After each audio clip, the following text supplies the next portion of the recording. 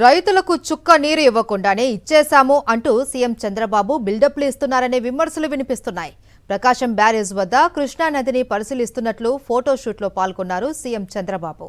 Pattiseema project ద్వారా 17.52 టీఎంసీల గోదావరి జలాలను కృష్ణా డెల్టాకు తరలించాము అంటూ సోషల్ మీడియాలో పోస్టు చేశారు. అయితే ఇదంతా కోతలే అంటున్నారు రైతులు.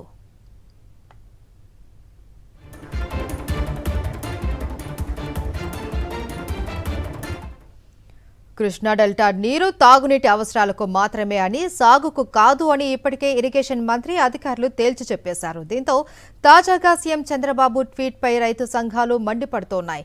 కృష్ణా డెల్టాకు సాగునీరు విడుదల చేయాలి అని రైతులు దీక్ష చేస్తూ ఉంటే వాటిని డైవర్ట్ చేసేలా చంద్రబాబు ట్వీట్ ఉందని మండిపడుతున్నారు అన్నదాతలు.